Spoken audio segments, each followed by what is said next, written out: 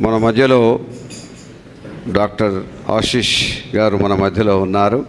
వారి కొరకు తండోపతండాలుగా చూస్తూ ఉంటారు, కానీ మన కొరకు ఈ సమయాన్ని స్పేర్ చేసుకొని ముఖ్యంగా మనల్ని చెక్ చేయడానికి రాలే, దేవుని వాక్యం బోధించడానికి వచ్చాడు. అద్భుతం. మన యొక్క క్లిష్ట పరిస్థితుల్లో, కష్ట పరిస్థితుల్లో మిడ్ నైట్ కాల్ చేసిన డాక్టర్ గారు స్పందించి మన కుటుంబాలకు వారి యొక్క సేవా దృక్పథాన్ని తెలియజేశారు. ఇందుని బట్టి స్తోత్రం. మనం ఆన్లైన్లో ఉన్నాం, అనేకులు వాక్యం వింటున్నారు. ఇందుని బట్టి కూడా ప్రభుకు స్తోత్రం. ఈ వాక్యం కూడా కొంతమంది విదేశాలలో ఉన్నారు, మన బిడ్డలు చదువుతున్నారు, పనిచేసుకుంటున్నారు. వారికి కూడా ఈ యొక్క వాక్యం ఆశీర్వాదకరంగా ఉంటుంది. డాక్టర్ గారు చాలా మోటివేట్ చేస్తాడు యూత్ను, విద్యావంతులను. ఇంకా చదవాలి, ఇంకా ఎదగాలి, something something something come on something up అని చెప్పేసిస్తాడు. ఆమేన్. సో దేవుని వాక్యాన్ని విందాం. Welcome sir.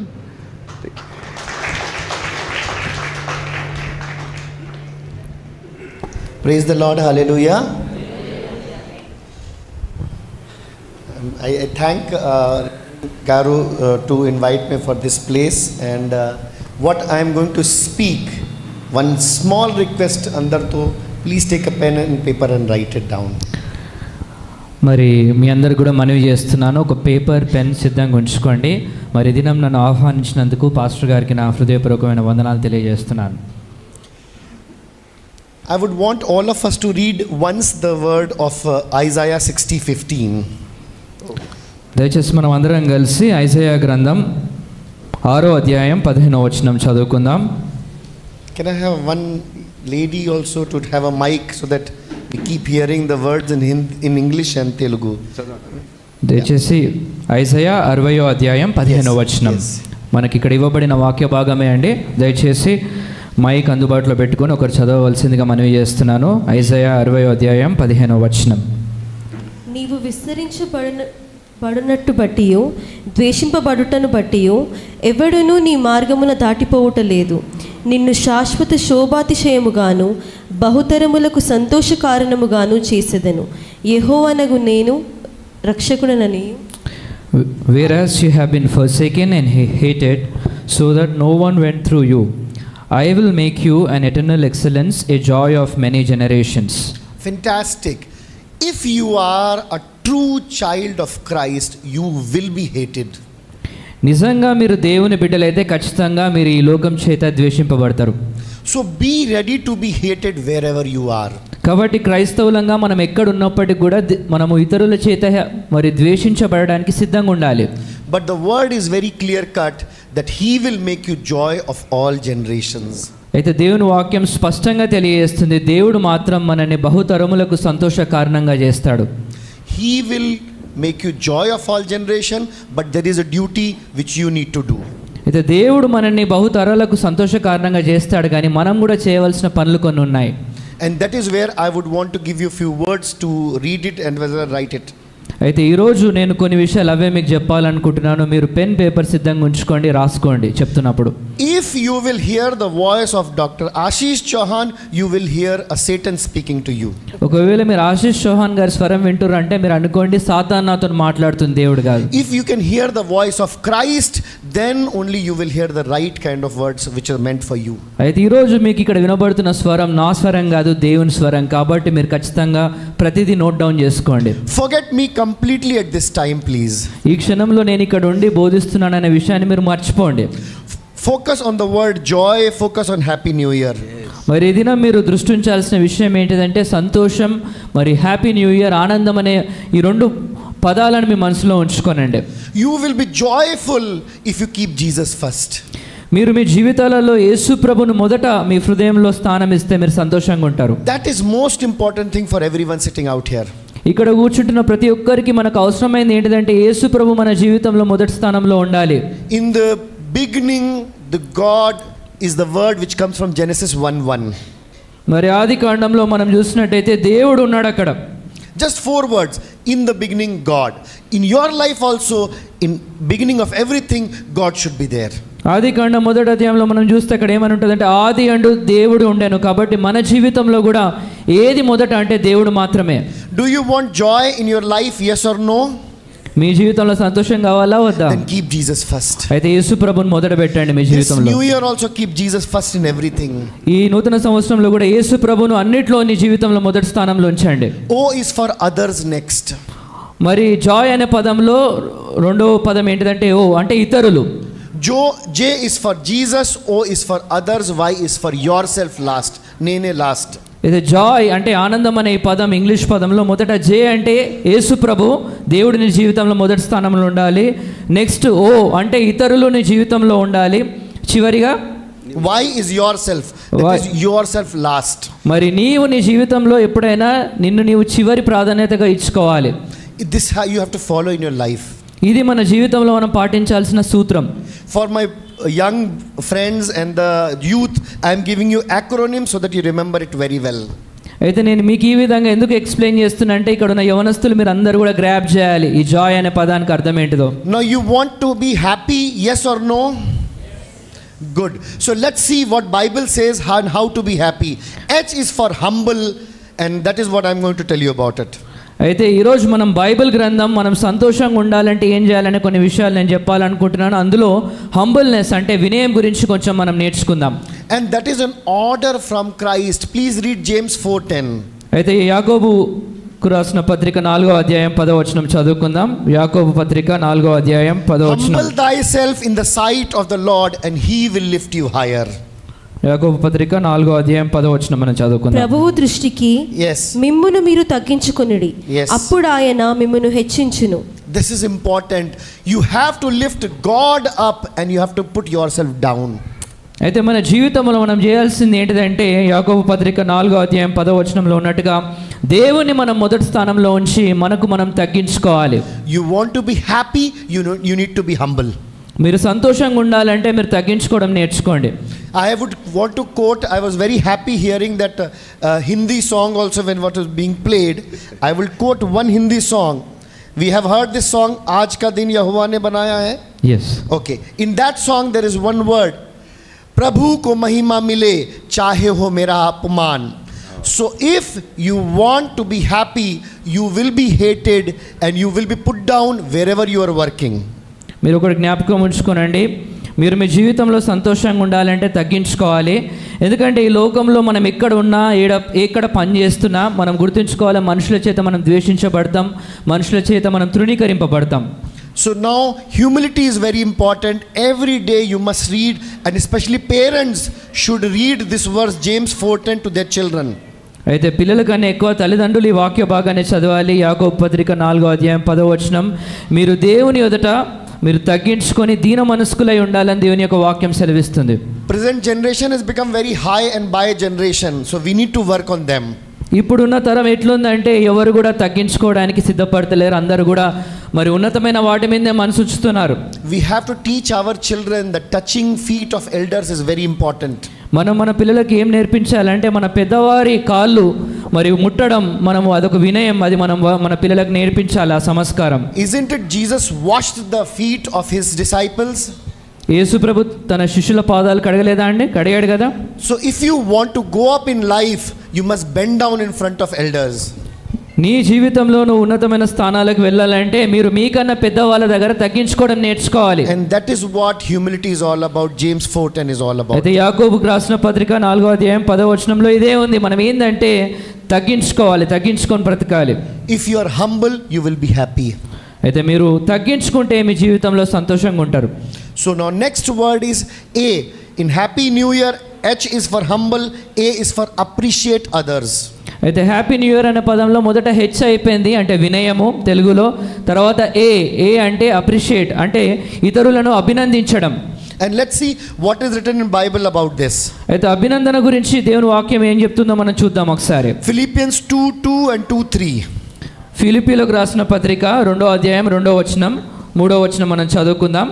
మీరు ఏక మనస్కులగునట్లుగా ఏక ప్రేమ కలిగి ఏక భావము గలవారుగా ఉండి ఒక్కదాని యందే మనసు ఉంచుచు నా సంతోషమును పరిపూర్ణము చేయుడి.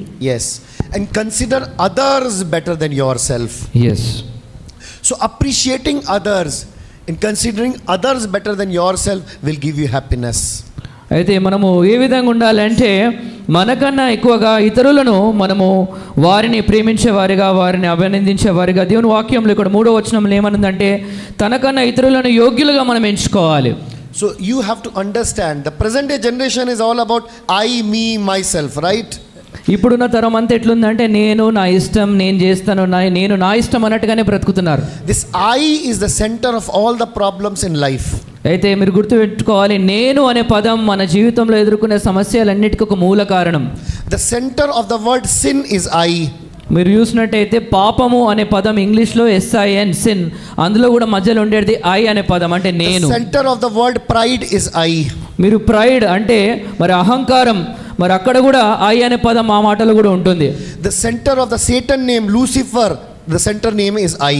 మరి లూసిఫర్, మరి సాతాను పేరులో కూడా I అంటే నేను అనే పదం ఉంటుంది అక్కడ.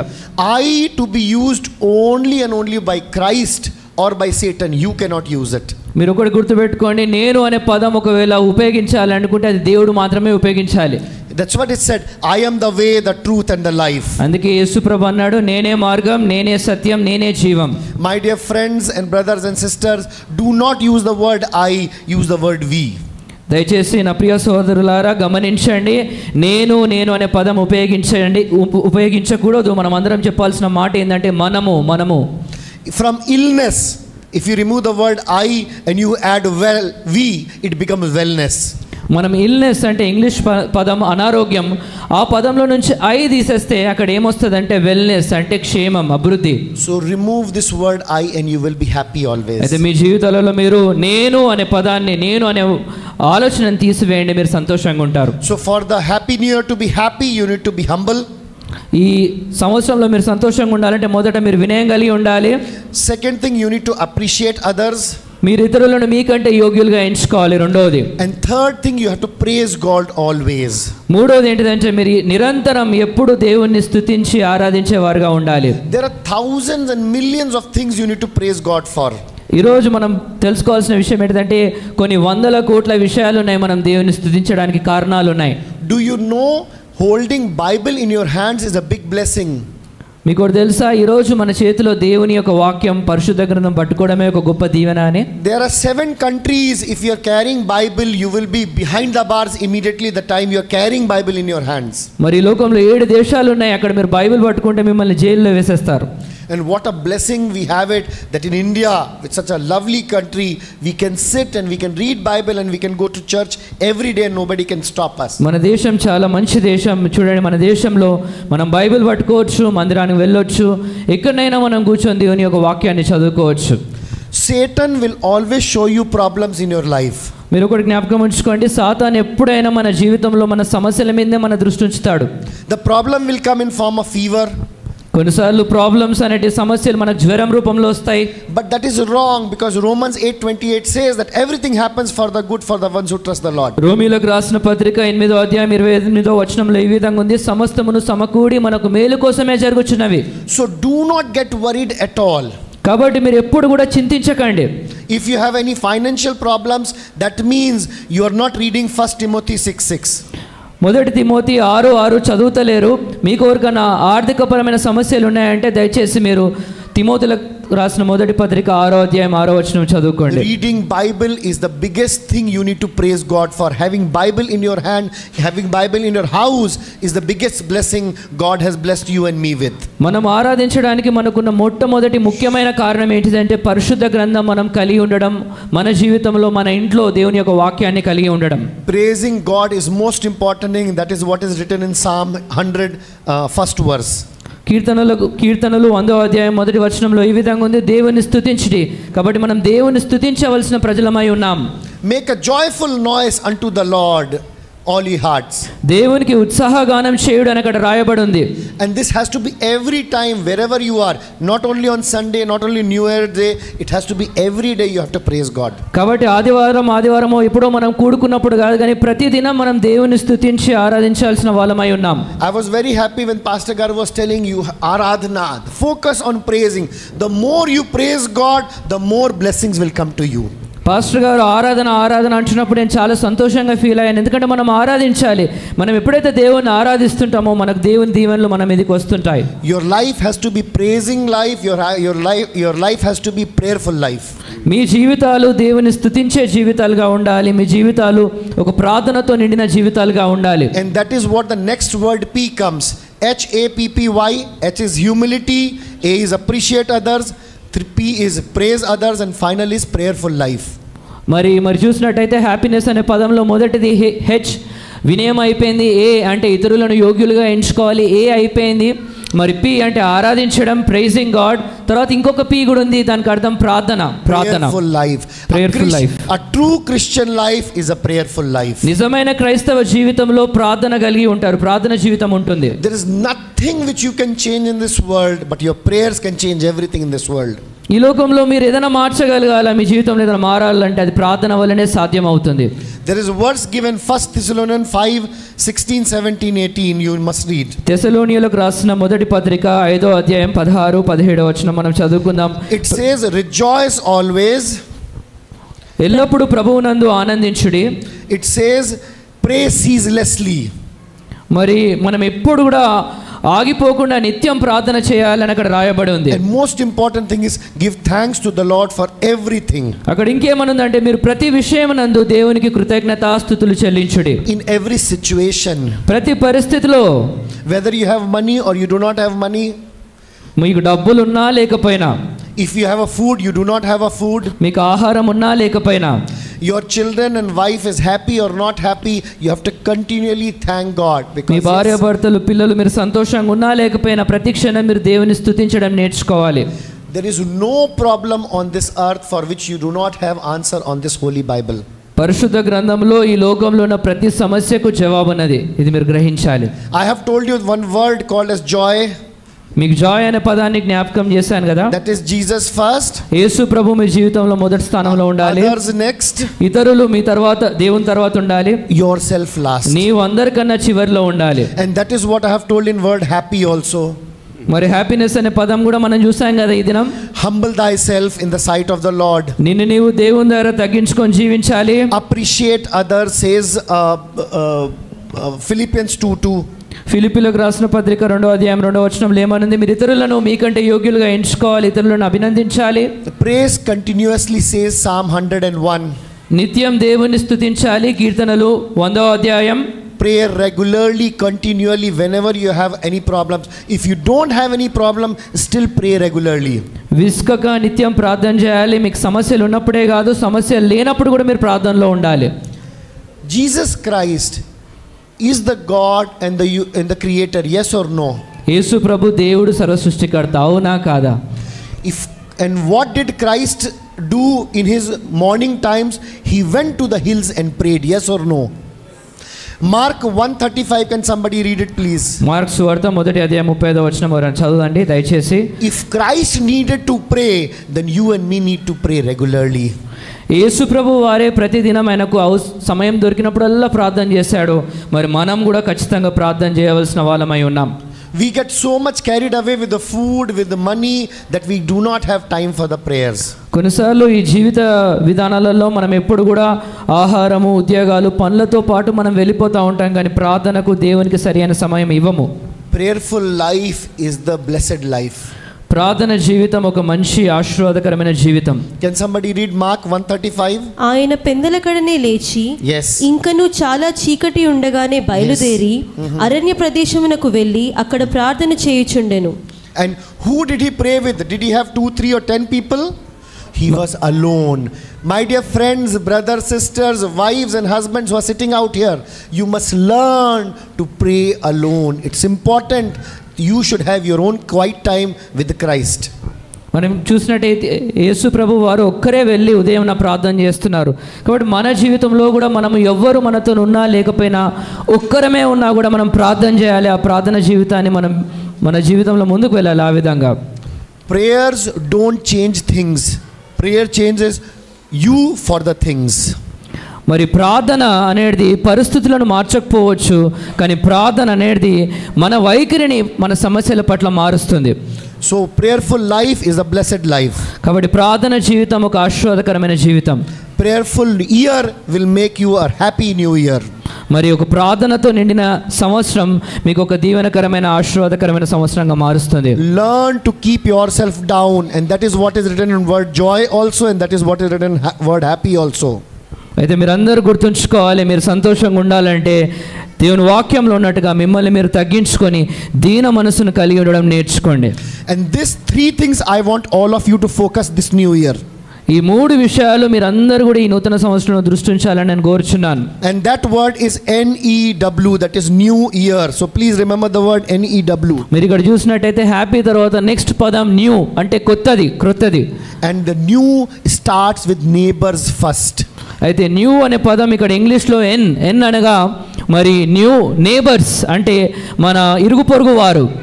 See, neighbors are very, very important, and you need to pray for them regularly. మనం ఖచ్చితంగా మన ఇంటి చుట్టూ ఉండేవారు, మన ఉద్యోగ స్థలాల్లో ఉండే ఇరుగు పొరుగు వారి గురించి ప్రార్థన చేయడం నేర్చుకోవాలి. Irrespective of caste, creed, religion, you have to pray for everybody around you in your neighboring place. మరి వాళ్ళ కులం లేదా వాళ్ళ ఏ విధమైన మతంలో ఉన్నారు ఇవన్నీ మనం పక్కకు పెట్టాలి. ఖచ్చితంగా వాళ్ళ గురించి ప్రార్థన చేయడం మనం నేర్చుకోవాలి. We all know John 3:16, right? యోహాను సువార్త 3:16 మనందరికీ తెలుసు Can everybody say కదండి. that in one voice right now? Can everybody say that? అందరం కలిసి ఒకసారి చెప్తామా అండి? యోహాను సువార్త 3:16 దేవుడు లోకమును ఎంతో ప్రేమించెను కాగా తన అద్వితీయ కుమారుణ్ణి మన కోసం పంపించెను, ఆయన యందు విశ్వాసం ఉంచు ప్రతివాడు నశింపక నిత్య జీవం పొందును. Can somebody tell me 1 John 3:16? మొదటి యోహాను 1 John 3:16. 1 John 3:16. మొదటి యోహాను 3:16 దయచేసి ఎవరన్నా చదువుతారా అండి? చెప్పగలుగుతారా? John 3:16 is important, and 1 John 3:16 is more important. యోహాను సువార్త 3:16 చాలా ప్రాముఖ్యం. దానికన్నా ప్రాముఖ్యమైనది మొదటి యోహాను 3:16 చదువుదాం. You know this cross, right? You know the cross? మీకు సిలువ తెలుసు కదండి, యేసుప్రభు మరణించిన సిలువ. So the straight line is John 3:16. మరి యేసుప్రభు సిలువలో ఉండే ఆ స్ట్రైట్ లైన్ అది యోహాన్ సువార్త 3:16 సూచిస్తుంది. And the horizontal line is 1 John 3:16. ఇట్లా అడ్డంగా ఉండే హారిజాంటల్ లైన్ యేసుప్రభు సిలువ మీద, మరి అది మొదటి యోహాను 3:16 సూచిస్తుంది. Yes, please read it out. ఆయన Yes. మన నిమిత్తము ప్రాణము పెట్టెను కనుక Yes. దీని వలన ప్రేమ Yes. ఎట్టిదని తెలుసుకొనుచున్నాము. Yes. మనము కూడా సహోదరుల నిమిత్తము మన ప్రాణములను పెట్టబద్దులమై ఉన్నాము. We ought to give our life for our neighbors. అయితే మనము మన సహోదరుల నిమిత్తము మన ప్రాణమును పెట్టవలసి ఉన్నామని ఇక్కడ దేవుని యొక్క వాక్యంలో దేవుడు బోధిస్తున్నాడు. I have seen Satan working in life of Christians. నేను ఎన్నోసార్లు చూశాను, సాతాను క్రైస్తవుల పైన దృష్టి నుంచి వాళ్ళ జీవితాలలో ఉండి వాళ్ళని నడిపిస్తూ ఉంటాడు. They have a problem with the neighbors. వాళ్ళకి ఎప్పుడు వారి ఇరుగు పొరుగు వాళ్ళతో సమస్యలు ఉంటాయి. It's because they are not praying for them. కారణం ఏంటంటే వారు వాళ్ళ పొరుగు వాళ్ళ గురించి ప్రార్థన చేస్తలేరు. They are not able to see Christ in the neighbors. మన పొరుగు వాళ్ళలో మనం దేవుని చూడలేకపోతున్నాం, క్రీస్తుని చూడలేకపోతున్నాం. This is the new year time. You have to take the cake to your friends and the neighbors around you. ఖచ్చితంగా మీ ఇరుగు పొరుగు వారికి క్రిస్మస్ ఈ నూతన సంవత్సరంలో మీరు కేక్ తీసుకొని ఇవ్వాలి వాళ్ళకి. Isn't it that is what is written in 1 John 3:16? మరి మొదటి యోహాను 3:16 ఇదే రాయబడి ఉంది కదండి. Neighbors are the main reason Christ has sent you to that place. మన పొరుగు వారి కోసమే దేవుడు మనల్ని అక్కడ ఉంచాడు. See, God, it's very much written. God cannot be everywhere, so he made mothers, right? అయితే ఒక సేయింగ్ ఉంది కదండి, దేవుడు అన్ని చోట్ల ఉండలేడు కాబట్టి తల్లిని సృష్టించాడు. This is what is most important thing. So that's why Bible cannot be everywhere, so he sent you. You be the Bible which your neighbors should read. అయితే పరిశుద్ధ గ్రంథం బైబిల్ అన్ని స్థలాల్లో ఉండదు కాబట్టి దేవుడు ఏం చేసిండంటే నిన్ను సృష్టించి నిన్ను పంపించాడు. So whenever you're talking to the neighbors, talk in the language of the Bible always. మీరు ఎప్పుడు మీ ఇరుగు పొరుగు వారితో మాట్లాడుతున్నా ఒకటి గమనించండి, మీ మాటలు మీ మాట్లాడే భాష వాక్య ప్రకారమైనదిగా ఉండేటట్టుగా చూసుకోండి. And you know what? The language which they are talking is from Bible. మరి వాళ్ళు మాట్లాడే మాట కూడా ఒకవేళ వాక్య ప్రకారంగా ఉండవచ్చు. If somebody says assalamu alaikum, that is from the Bible. ఒకవేళ ఎవరైనా అస్సలే వాలేకుం అన్నారంటే దానికి అది కూడా ఒక బైబిల్ ప్రకారమైన మాటనే. Because assalamu alaikum means peace be unto you. ఎందుకంటే అస్సలే వాలేకుం అనే మాటకు అర్థం ఏంటిదంటే దేవుని యొక్క సమాధానం నీ పైన ఉండును గాక. And that is what is written in Philippians 4:6. అయితే ఫిలిప్పీలకు రాసిన పత్రిక 4:6 మనం చూద్దాం. So anybody says assalamu alaikum, you must very happily you always should say, Walaikum Assalam, praise the Lord. అయితే ఎవరైనా అసలు వాళ్ళకు మన మీతో అంటే వాళ్ళకుం సలాం అనాలి. ఎందుకంటే వాళ్ళు ఏమంటున్నారంటే నీ మీద సమాధానం ఉండును గాక అని.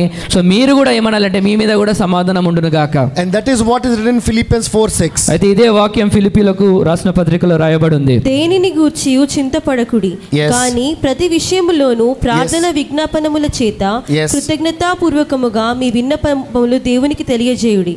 అప్పుడు సమస్త జ్ఞానమునకు మించిన దేవుని సమాధానము యేసుక్రీస్తు వలన that passeth all understanding will be with you, and that is what is assalamu alaikum means.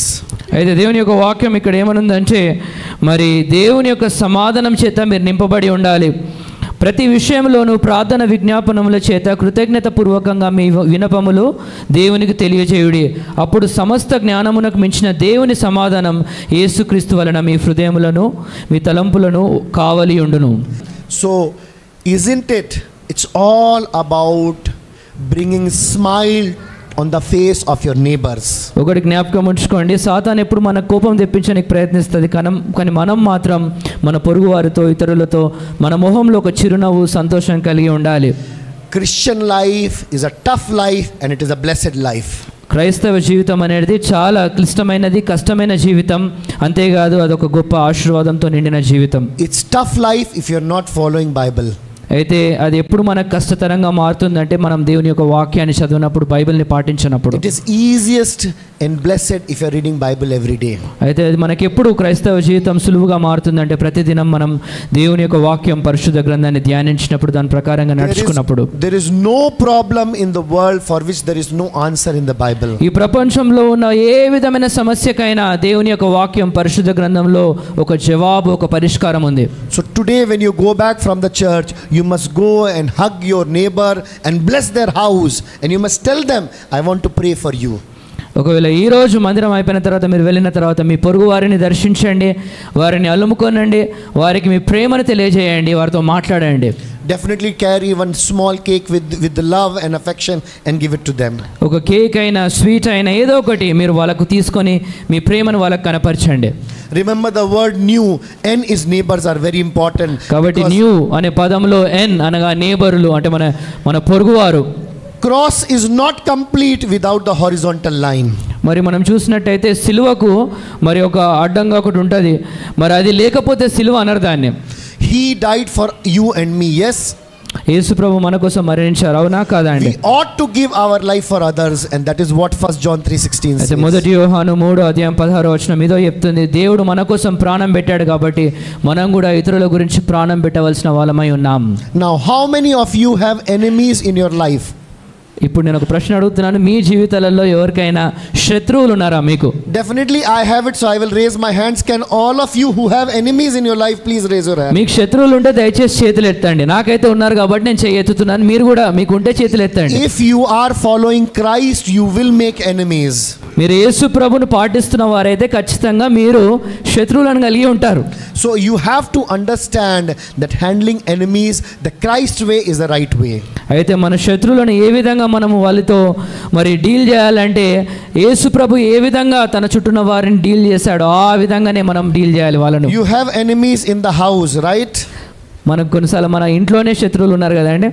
Everybody likes TV serial Attagaru Kodulu serials. మనం సీరియల్స్ చూస్తాం కదండి, అత్త కోడల మధ్యలో గొడవలు. With lot of affection, people love to watch that. అవన్నీ కూడా మనం చాలా సంతోషంతో ఉత్సాహంతో చూస్తుంటాం. So that's what everybody has enemies at home. మనందరూ కూడా కొన్నిసార్లు మన ఇంట్లోనే శత్రువులు ఉండొచ్చు. We have enemies in workplace. మనం పనిచేస్తున్న స్థలాలలో మనకు శత్రువులు ఉండొచ్చు. And yes, quite often we have enemies in the church also. And మన కొన్నిసార్లు మన మందిరంలో కూడా మనకు శత్రువులు ఉండొచ్చు. So denial will not work, you have to accept it. అయితే మీరు నాకు ఎవరు శత్రువులు లేరని అబద్ధం ఆడితే కుదరదండి, మీరు అంగీకరించాలి. If you want to tell me you do not have enemies, that means you are in the hands of Satan. అయితే మీరు నాకు ఎవ్వరు శత్రువులు లేరని అంటున్నారంటే మీరు ఒకటి గుర్తుంచుకోవాలి, మీరు దాన్ని అంగీకరిస్తలేరు, మీరు సాతాను చేతిలో ఉన్నారు. Problems and enemies are part and parcel of Christian life. అయితే శత్రువులు సమస్యలు అనేటివి క్రైస్తవ జీవితంలో అవి మనతో పాటు వస్తుంటాయి. And that is what is written in James 1:2. అయితే యాకోబుకు రాసిన పత్రిక 1:2 ఇదే రాయబడి ఉంది. You will have problems in life, you will have trials in life, and that will make you having enemies. అయితే చదవండి దయచేసి. నా సహోదరులారా, Yes. మీ విశ్వాసమునకు కలుగు పరీక్ష ఓర్పును పుట్టించుకొనని ఎరిగి మీరు నానా విధములైన శోధనలో పడినప్పుడు Yes. అది మహానందమని ఎంచుకొనుడి. Having enemies is a blessing. That means you're in the right track. మీరు ఒకటి జ్ఞాపకం ఉంచుకోండి, శత్రువులను కలిగి ఉండడం మంచిదే. మీ జీవితంలో శత్రువులు ఉన్నారంటే మీరు సరైన మార్గంలోనే వెళ్తున్నారని అర్థం. Now, how do you handle those enemies? అయితే మీ శత్రువులతో మీరు ఏ విధంగా ప్రవర్తిస్తారు? Please follow what is written in Matthew 5:44. మరి మత్తయి సువార్త 5వ అధ్యాయం 44వ వచనంలో ఏం రాయబడిందో దాని ప్రకారంగా మీ శత్రువులను మీరు డీల్ చేయాలి. Christ wants you to give food to your enemies. ఇక్కడ యేసుప్రభు ఏం చెప్తున్నాడంటే నీ శత్రువుకు మరి ఆకలితో ఉన్నప్పుడు నువ్వు వారికి ఆహారం ఇవ్వాలి. You have to give them water if they are thirsty. వారు దాహంతో ఉన్నప్పుడు నువ్వు వారికి నీళ్ళు ఇవ్వాలి. And you have to pray for them and you have to love them. And మరి నీ శత్రువుల గురించి నువ్వు ప్రార్థన చేయాలి, వాళ్ళని ప్రేమించాలని యేసుప్రభు వారు Can సెలవిస్తున్నారు. somebody read Matthew 5:44? ఎవడైనా నీ మీద వ్యాజ్యం వేసి నీ అంగీ తీసుకుని గోరిన ఎడల వానికి నీ పై వస్త్రము కూడా ఇచ్చివేయము. Yes. And that is what the same thing is written in Romans 12:19. If you have problem with anybody, look for the verse in the Bible. Read Romans 12:19. రోమీలకు రాసిన పత్రిక 12వ అధ్యాయం 19వ వచనం చదువుకుందాం. ప్రియులారా, Yes. మీకు మీరే పగ తీర్చుకొనక Yes. దేవుని ఉగ్రతకు చోటియుడి. Yes. పగ తీర్చుట నా పని, Yes. నేనే ప్రతిఫలం నిత్తును అని ప్రభువు చెప్పుచున్నాడని వ్రాయబడి Do ఉన్నది. not give evil for evil. If you are giving evil for evil, you are in the hands of Satan. దయచేసి చెడుకు చెడు చేయకండి. ఆ విధంగా చేస్తే అది సాతాను విధానం, దేవుని విధానం కాదు. You have to follow what Christ is teaching you through your holy Bible. మన ప్రభు అయిన యేసుక్రీస్తు వారు మనకి ఏం బోధించారో మన శత్రువుల విషయంలో ఆ వైఖరి మనం కలిగి ఉండాలి, వాళ్ళని ప్రేమించాలి. I would want to tell you one story. ఇప్పుడు నేను మీకు ఒక చిన్న విషయం ఒకటి చెప్పాలని ఆశపడుతున్నాను. There was one saint who was walking next to the sea. మరి ఒక దినం ఒక పరిశుద్ధుడు ఒక వ్యక్తి మరి ఒక సముద్రం ఒడ్డున నడుస్తూ వెళ్తున్నాడు. So he saw one scorpion which was about to get drowned in the water. అయితే అప్పుడు ఆయన ఏం చేశాడంటే ఆ సముద్రం ఒడ్డులో నడుస్తున్నప్పుడు ఒక తేలును చూశాడు. ఆ తేలు మరి ఆ సముద్రం నీటిలో కొట్టుకుపోయే స్థితిలో ఉంది. So the saint goes and holds that scorpion and takes it to the outside. అయితే ఈ పరిశుద్ధుడు ఈ భక్తుడు ఏం చేసిండంటే ఆ తేలును కొట్టుకోపోకుండా సముద్రంలో తీసుకొని దాన్ని బయటికి తీసుకొని వచ్చాడు. And the time you take scorpion in your hand, what will it do?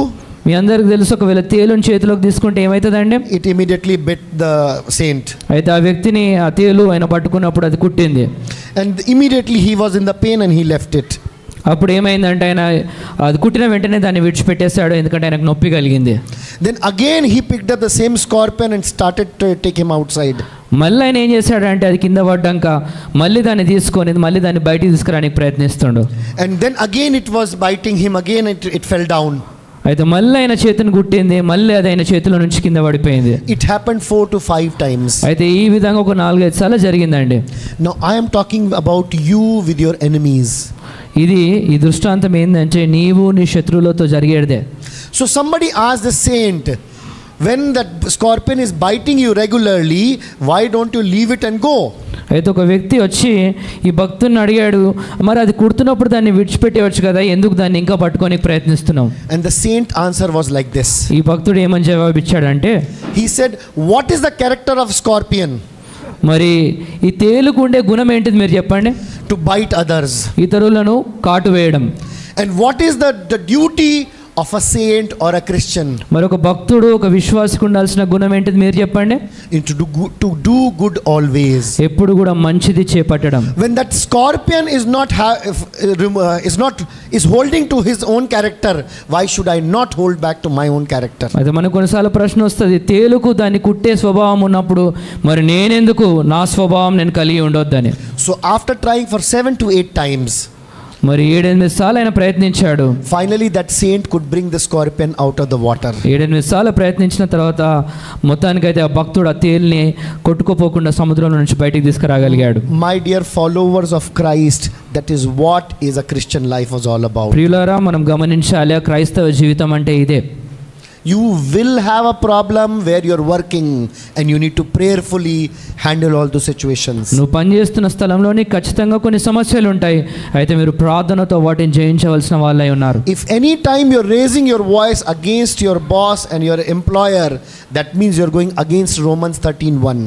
అయితే మీరు ఎప్పుడైతే మీ అధికారుల మీదకి, మీ బాస్ మీదకి మీరు నోరెత్తి ఒక అల్లరిని గందరగోళం చేయాలనుకుంటున్నారో మీరు గుర్తుంచుకోండి, వాక్యంలో రోమీలకు రాసిన పత్రిక 13వ అధ్యాయం 1వ వచనాన్ని మీరు ఆ మాటను దాటిపోతుర్రు అక్కడ.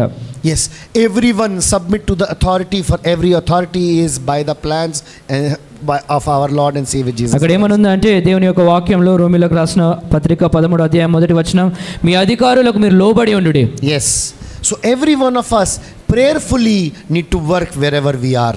దయచేసి మీరందరూ ఎక్కడ పనిచేస్తున్నా మీ ఉద్యోగ స్థలాలలో ప్రార్థన పూర్వకంగా మీ యొక్క పనులను చేపట్టండి. So if you have enemies in your workplace, enemies at your home, your answer is Exodus 14:14.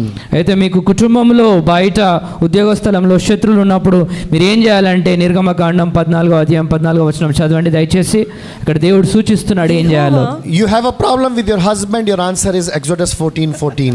మీకు మీ యొక్క మరి భార్యతో భర్తతో సమస్య ఉన్నట్టయితే దయచేసి చదవండి. యెహోవా మీ పక్షమున యుద్ధము చేయును, మీరు ఊరకయే ఉండవలనని ప్రజలతో చెప్పెను. This is very important for all of us to know that.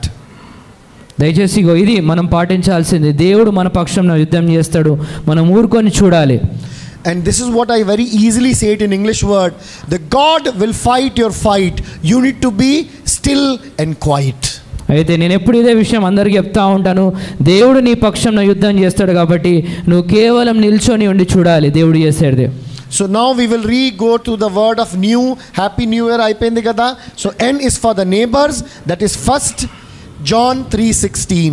E is for enemies, that is James 1:2, Matthew 5:44 and Romans 12:19.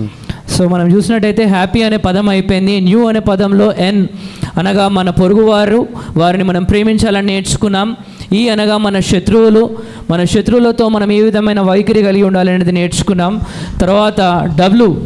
Now W is the very important word, and that is what is written in Job 28:28. అయితే English పదంలో W అనేది చాలా ప్రాముఖ్యమైనది, అది కూడా యోబు గ్రంథం. What is the most important thing in your and my life is a wisdom, and that comes by following Job 28:28. యోబు గ్రంథం 28:28 చదువుదాం. యెహోవా యందలి భయభక్తులే జ్ఞానమనియు దుష్టతము విడిచుటయే వివేకమనియు ఆయన నరులకు సెలవిచ్చెను. The fear of the Lord is the beginning of wisdom, and to shun evil is understanding. You all of us need to have, we should not fear of the society, of the government. We all need to have only one fear, that is the fear of the Lord. యెహోవా యందు భయభక్తులు కలిగి ఉండుటయే జ్ఞానమునకు మూలమని దేవుని యొక్క వాక్యం సెలవిస్తుంది. దుష్టత్వం నుంచి తిరిగిపోవుటయే దేవుని అందలి భయం కలిగి ఉండుట. కాబట్టి మనం దేనికి కూడా భయపడొద్దు, దేవునికి భయపడి మనం జీవించడమే ఒక జ్ఞానం. Now I would want to tell you one thing, whatever the scriptures I have told you about happy and new, if you follow that, your year will be full of happiness and joy only. అయితే నేను మీకు ఈ దినం అనేకమైన వాక్యాలు చూపించాను ఈ happy new year అనే పదంలో. ఇవన్నీ కూడా మీరు పాటిస్తే ఈ సంవత్సరం అంతా కూడా మీరు సంతోషంగా ఉంటారు. Isn't it? So can we just all repeat it once? ఒకసారి మనం అందరం కూడా నాతో పాటు మీరు కూడా చెప్పండి. H is for humble, James 4:10. మరి యాకోబు రాసిన పత్రిక 4వ అధ్యాయం 10వ వచనం, మీరు దీన మనస్కులై ఉండుడి. A is appreciate others, Philippians 2:2 and 3. ఫిలిప్పీయులకు 2:2 మీరు ఇతరులను మీకంటే యోగ్యులుగా ఎంచుకొనుడి. Praise always, that is Psalm 101. కీర్తనలు 100వ కీర్తన, మీరు ఎల్లప్పుడూ దేవుణ్ణి స్తుతించుడి. Prayers always, and that is what is written 1 Thessalonians 5:16, 17, 18. మొదటి తెస్సలోనియులు 5వ అధ్యాయం 16, 17వ వచనం, విసుకక నిత్యం ప్రార్థన చేయుడి, ప్రార్థన జీవితం కలిగి ఉండుడి. And why is yourself last? Always in everything keep yourself last. మరి వైవ్ అనగా నీవు అన్ని విషయాలలో నిన్ను నీవు చివరిగా ఉంచుకో. And that is written in Bible very clear cut. దేవుని యొక్క వాక్యంలో స్పష్టంగా ఈ విధంగా రాయబడి ఉంది, అన్నిట్లో నిన్ను నువ్వు చివరిగా పెట్టుకోవాలి. He is told whenever you are coming to us, any work, any place or celebrations, always go and sit on the back seat and only when they call you in the front, then you come to the front. ఎప్పుడైనా జ్ఞాపకం ఉంచుకోండి, ఏ విధమైన మీరు కూడికకు వెళ్ళినా మొదటి స్థానంలో నేను ఉండాలని కోరుకోకండి. ఎక్కడో మూల కూర్చోండి, వాళ్ళు పిలిచినప్పుడు ముందుకు రండి. అది ఒక వినయానికి ఒక సూచన. So that is what about happy. N is for neighbors. Neighbors is in 1 John 3:16. మరి న్యూ అనే పదంలో నేబర్స్, పొరుగు వారి గురించి మనం చూసాం. మొదటి యోహాను 3:16 E is for enemies. How do you handle the enemies? We have just found it out. Is by Matthew 5:44. Love your enemies. మత్తయి సువార్త 5:44 మనం చూసాం. మన శత్రువులతో మనం ఏ విధంగా ఉండాలి, వాళ్ళని ప్రేమించాలి, వారి గురించి ప్రార్థన చేయాలని. So all the wives, if husband comes back home and he starts loving you more, that means he is following Matthew 5:44. ఒకవేళ మీ యొక్క మరి భర్త వచ్చి మిమ్మల్ని ఇంటికి వచ్చి ప్రేమిస్తున్నాడు అంటే దానికి అర్థమైన మత్తయి సువార్త 5:44 పాటిస్తున్నాడని అర్థం. And most important thing in life is having wisdom, and give this wisdom to your children, because they should read the Holy Bible. Whether they are going to Narayana or they are going to any of these coachings is not important, but reading the Holy Bible is most important thing. దేవుని యొక్క జ్ఞానం కలిగి ఉండటం చాలా శ్రేష్టమైనది. ఈ జ్ఞానం పరిశుద్ధ గ్రంథం దేవుని యొక్క వాక్యం చదవటం వల్ల వస్తుంది. మీ పిల్లలు ఎంత పెద్ద విద్యాశాలలో చదువుతున్నా, నారాయణ అయినా చైతన్య అయినా పర్వాలేదు, కానీ వాళ్ళకి దేవుని వాక్యం చదవడం నేర్పించండి. And last one thing which I would want to tell all the heads of the family, that is the fathers and the husbands, please listen to this. దయచేసి ఇంటికి పెద్దవారు అంటే భార్య భర్తలు, ఇంట్లో పెద్దవారు ఈ విషయాన్ని గమనించండి. ఒకటి చెప్తున్నాను మీకు. In my personal opinion, the most important duty of a father and husband is 5 minutes of prayerful time of whole family. It is the duty of the head of the family to make sure that everybody sits together and prays to make prayers to the Lord for 5 minutes, not a longer one, but 5 minutes is very important. ఇంట్లో తండ్రి చేయవలసిన ఒక పని ముఖ్యమైనది. కనీసం దినంలో ఒక 5 నిమిషాలైనా కుటుంబం అంతటిని పిలిచి వారితో ప్రార్థనలో సమయం గడపాలి. Having fights in the family is absolutely normal and it's common and acceptable, but not having prayers in the family is not acceptable. కుటుంబంలో సమస్యలు గొడవలు ఉండడం అనేది చాలా సామాన్యమైన విషయం, ప్రతి ఇంట్లో జరిగేదే.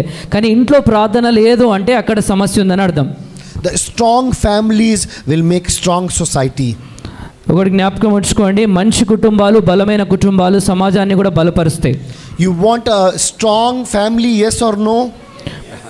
Please read Ephesians 5:33. దయచేసి ఎఫెసీయులకు రాసిన పత్రిక 5:33 చదువుదాం. మనము బలమైన కుటుంబంగా ఏ విధంగా ఉండాలి? Yes, please. Ephesians 5:33. మెట్టుకు మీలో ప్రతి పురుషుడును తనను వలె తన భార్యను ప్రేమింపవలెను. భార్య అయితే తన భర్త యందు భయము కలిగి ఉండునట్లు చూచుకొనవలెను. And this is what we need to understand. The family which prays together stays together. దయచేసి ఈ వాక్యాన్ని చదివారు కదా, మరి మనం నేర్చుకోవాల్సిన విషయం ఏంటిదంటే, ఏ కుటుంబం అయితే ప్రార్థన జీవితం కలిగి ఉంటుందో ఆ కుటుంబం ఐక్యతతో ఉంటుంది. Now follow these verses and may God bless you with a very happy new year, and definitely may God bless this church also, because yes, a prayerful church and a prayerful family will make a prayerful society. May God bless you all. I thank Reverend Jonathan Garu for giving me this opportunity to stand and pray with you all. May God bless you all. Namaskar. నేను మీకు సూచించిన ఈ విషయాలు దయచేసి మీరు పాటిస్తే మీ జీవితాలలో దేవుడు గొప్ప ఆశీర్వాదం, గొప్ప సంతోషం ఈ సంవత్సరం తీసుకొని వస్తాడు. హ్యాపీ న్యూ ఇయర్ పదాన్ని నేను మీకు వివరించాను. దయచేసి ఈ సూచనలను పాటించండి. ఒక ప్రార్థించే కుటుంబం సంఘంలో, సమాజంలో ఒక గొప్ప దీవెనకరమైన కుటుంబంగా మారుతుంది. ఈ సమయం ఇచ్చిన పాస్టర్ గారికి మీ అందరికీ కూడా నా నిండు వందనాలు తెలియజేస్తున్నాను. Thank you.